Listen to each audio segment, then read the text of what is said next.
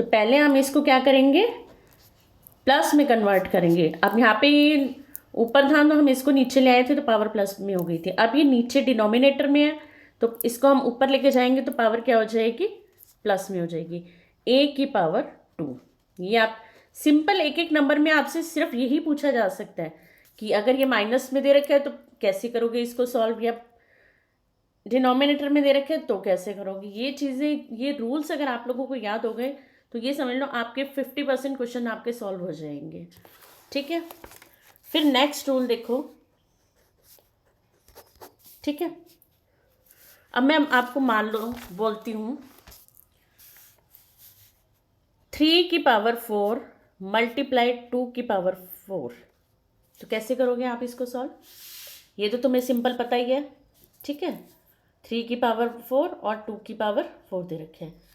अब सिंपल भी कर सकते हो तुम, देखो एक तो ये कर सकते हो कि 3 को 4 बार लिख लिया, ठीक है, और फिर 2 को 4 बार लिख लिया, और इसको मल्टीप्लाई करके जो भी आंसर आएगा वो लिख दोगे। दूसरा तरीका इसका ये होता है, देखो यहाँ पर हमारा क्या है, बेस अलग है लेकिन पावर सेम है। बेस क्या है, डिफरेंट है 3 और 2, ठीक है, लेकिन पावर जो है वो क्या है, सेम। तो हम इसको दोनों को कंबाइन करके भी लिख सकते हैं ताकि कैलकुलेशन इजी हो जाए।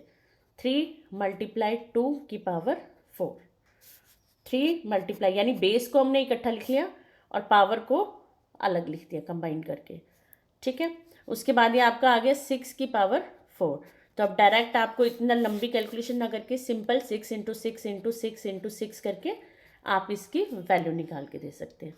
ठीक है, रूल नंबर 5 देखो। रूल नंबर 5 में यहाँ पर मैंने क्या किया था, बेस अलग लिया था, पावर सेम ली थी। अब मैं क्या करूँगी, बेस सेम लूँगी, पावर डिफरेंट लूँगी। देखो बेस मेरा क्या है यहाँ पे 2, लेकिन पावर क्या है यहाँ पे, एक की पावर है 3 और एक की है 2, यानी अलग अलग है। जब भी ये चीज़ हमेशा ध्यान रखना, जो ये 2 रूल्स बता रही हूँ ये हमेशा ध्यान रखना, क्योंकि ये आपके आगे लोगैरिथम्स चैप्टर में भी आएंगे और आपका परमुटेशन कम्बिनेशन में सब में यूज़ होंगे। तो ये वाला फॉर्मूला हमेशा याद रखना कि जब भी आपकी बेस सेम हो, ठीक है, पावर अलग हो, बीच में मल्टीप्लाई का साइन हो, तो ये हमेशा क्या होता है 2 लिखा, ठीक है, और जो इनकी पावर है उनको हमने प्लस करके लिख दिया 3 प्लस 2। ठीक है, तो 2 की पावर क्या हो गई 5। अब इसको हम सिंपली 2 को 5 टाइम्स मल्टीप्लाई करके और हम इसका आंसर निकाल सकते हैं। हमेशा ये चीज़ ध्यान रखना, बेस सेम हो, बीच में मल्टीप्लाई हो तो पावर क्या होती है, प्लस। ठीक है, वही रूल नंबर 6। रूल नंबर 6 में देखो, मैं यहाँ पे ले रही हूँ 2 की पावर 3, बीच में अब मैं डिवाइड का साइन ले रही हूँ। क्वेश्चन सेम ही है, सिर्फ मैंने क्या कर दिया, साइन चेंज कर दिया। अब यहाँ पर भी आपका सेम है, बेस सेम है, पावर डिफरेंट है। मल्टीप्लाई का साइन था तो हमने पावर्स को क्या कर दिया था, प्लस। अब यहाँ पर हमारे पास डिवाइड का साइन है तो क्या करेंगे हम, पावर को माइनस करके लिख देंगे 2 की पावर 3 माइनस 2। पावर डिवाइड में माइनस, मल्टीप्लाई में प्लस। हमेशा ये रूल यूज़ करना है आपने क्वेश्चन सॉल्व करने के लिए। तो 2 की पावर 3 माइनस 2 आ गया 1, तो 2 की पावर 1 क्या होगा आपका, 2 ही होगा। ठीक है, अब रूल नंबर 7।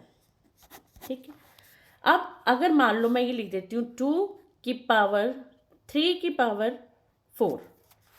देखो 2 की पावर 3 की पावर 4 यानी पावर के ऊपर पावर दे दिया। ठीक है, तो इसमें हमें क्या करना होता है, 2 बेस ले लिया, जब पावर के ऊपर पावर हो तो ये आपस में मल्टीप्लाई हो जाती हैं।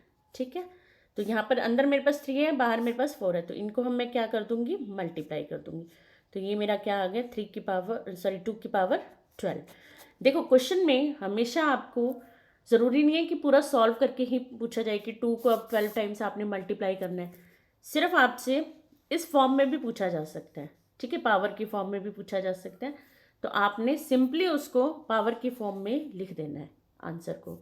ठीक है, ये रूल्स मैंने आपको समझा दिए हैं। इन रूल्स का मैं आपको PDF और उसमें थोड़े से क्वेश्चंस भी हैं, कोशिश करना करने की, अगर नहीं होंगे मैं नेक्स्ट क्लास में ऑब्वियसली आपको क्वेश्चंस तो करवाऊंगी थोड़े से, ठीक है, इन्हीं रूल्स से रिलेटेड। और मैं जो अभी PDF अटैच करने जा रही हूँ इसके साथ डिस्क्रिप्शन बॉक्स में, उसमें कुछ आइडेंटिटीज़ हैं, आइडेंटिटीज़ यानी कि फॉर्मूले, ठीक है। कोशिश करना उन फॉर्मूलों को याद करने की, क्योंकि वो फॉर्मूले जो है ना तुम लोगों ने 10th क्लास में पढ़े हुए हैं। सिंपल है, जैसे मान लो एक मैं आपको बता देती हूँ कि मेरे को दिया हुआ है a+b⁻², a+b का होल स्क्वायर दे रखा है। तो ये इसका फॉर्मूला याद होगा शायद सबको, a² + b² + 2ab। ये फॉर्मूला होता है ना हमारा, ये देखिए a+b की होल स्क्वायर का a² + b² + 2ab। तो सिंपली कई बार आपके 4 नंबर के क्वेश्चन में भी ना सिंपल क्वेश्चन आ जाता है एक्सपेंड, क्योंकि इसको आप खोल के लिखते हो तो ये एक्सपेंड आ जाता है, एक्सपेंड 3x + 2⁻²। सिंपल क्वेश्चन आ जाता है कि एक्सपेंड करके लिखो इसको। अगर आपको फॉर्मूले याद है तो आप डायरेक्टली लिख सकते हो, 4 नंबर भी मिल जाते हैं। 4 नंबर में देखो ये 4 स्टेप्स का ही क्वेश्चन बनेगा आपका, जिसमें एक स्टेप में तो आप फॉर्मूला ही लिख दोगे सीधा, जिसका 1 नंबर आपका फ्री का बन जाएगा, ठीक है। फिर क्या है आपका a²। अब a की वैल्यू यहाँ पे क्या है 3x, तो 3x का स्क्वायर प्लस b की वैल्यू क्या है यहाँ पे 2, तो 2 का स्क्वायर प्लस 2ab, तो 2ab, ठीक है। इस तरह से आपने खोल के लिख दिया। अब इसको सॉल्व कर दो, 3 का स्क्वायर करोगे तो क्या आएगा 9x। अब यहाँ पर बच्चे क्या करते हैं, गड़बड़ कर देते हैं, 3 का तो कर देते हैं स्क्वायर 9, लेकिन ये x को नहीं करते, वो गड़बड़ हो जाती है, आंसर गलत हो जाता है। तो याद रखना 3 का स्क्वायर कर रहे हो तो x का भी स्क्वायर लिखोगे, क्योंकि x को आप मल्टीप्लाई तो कर नहीं सकते क्योंकि आपका वेरिएबल है, तो x की पावर 2 लिखोगे, ठीक है। 2 का स्क्वायर क्या हो गया आपका 4। अब यहाँ पर 2 3 = 6, 6 2 = 12। अब यहाँ पे देखो एक ही बार x आ रहा है आपका, तो यहाँ पर सिर्फ एक ही बार x लिखोगे। इसको अरेंज करके लिख दो। देखो हमेशा आंसर को प्रॉपर तरीके से लिखोगे तो जो एग्जामिनर होता है, जो चेक करने वाला होता है, वो भी आपके आंसर को देख के खुश हो जाता है। ऐसे ही आप आंसर लिख दोगे तो भी आंसर तो करेक्ट है, लेकिन अगर इसको आप प्रॉपर वे से लिखोगे तो थोड़ा सा इंप्रेशन अच्छा बढ़ता है। तो सबसे पहले क्या करते हैं, जो हाईएस्ट पावर वाली वैल्यू होती है ना उसको लिखिए, यानी सबसे ज़्यादा पावर जिसकी होती है उसको लिखो। फिर उसके बाद यहाँ पे पावर 2 थी तो हमने पहले इसको लिख लिया, अब इसकी पावर 1 हो गई, अब इसको लिख लो, ठीक है। और फिर इसके बाद कांस्टेंट टर्म हमारी क्या होती है, जिसके साथ कोई भी x की वैल्यू नहीं होती, सिंपल नंबर होता है, ठीक है। ये मैंने एक आपको क्वेश्चन समझा दिया है। इसमें पहले मैं कुछ आइडेंटिटीज़ जो मैंने उसमें नोट्स में दी हुई है, पहले उनको याद करना, फिर उससे, क्योंकि क्वेश्चन तभी समझ में आएंगे अगर आपको फॉर्मूले याद होंगे तो प्लीज़ कोशिश करना वो फॉर्मूले याद कर लेना। उसके बाद फिर नेक्स्ट एक्सरसाइज में मैं आपको नेक्स्ट क्लास में आपको मैं उससे फॉर्मूलों से रिलेटेड जो क्वेश्चंस है ना वो समझा दूँगी, ठीक है। Thank you.